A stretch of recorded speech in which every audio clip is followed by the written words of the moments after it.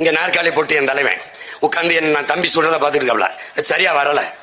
நெஞ்சில சுத்தா தாண்டா 10, கீழே மேல கீழே போச்சுன்னா 8, 9, 6, 7, எனக்கு 7க்கு மேல போக மாட்டுது. பாத்துட்டு இருந்து என்ன பிரச்சனைன்னு கேட்கிறாரு.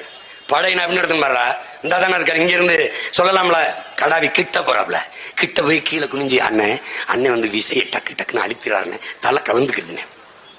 இப்படி இப்படி நீங்க சினிமாவில் சொல்ற மாதிரி சொல்ல முடியாது, சொல்ல முடியாது, அது தலை கலந்துக்கிறோம். அது வந்து எந்திரிச்சா சினிமாவிலே நல்லா தான் என்கவுண்டர் பண்றாரு. இங்க என்ன பிரச்சனை இருக்கு? நான் அப்பதான் இந்த எவனை வருவன்ல இந்த மாதவனை சுட்டிருக்கேன் அந்த படத்துல, அதை பார்த்துருக்காரு. சொல்றாரு அப்படி பண்ணக்கூடாது, விசையை வந்து இப்படி பிடிச்சி இப்படி மெதுவா அழுத்தினா அதுவா போய் அடிக்கும். உங்களுக்கு விரல் வலிக்கிற வரைக்கும் என் கையை பிடிச்சிக்கிறங்க, இப்படி பண்ணுங்க, அப்படியே செஞ்சுக்கிட்டே இருங்க. வலிக்கும் போது சொல்லுங்க அண்ணா இப்ப கொடு விசை அடிங்க, அச்சா அவ்வளவுதான் இவ்வளவுதான். இப்படி பயிற்சி கொடுத்துட்டு அப்படி உட்கார்ந்து இருக்கும்போது 10 சிங்களம் படம் வச்சிருப்போம். அங்கிருந்து சுடணும் 1, 4, 2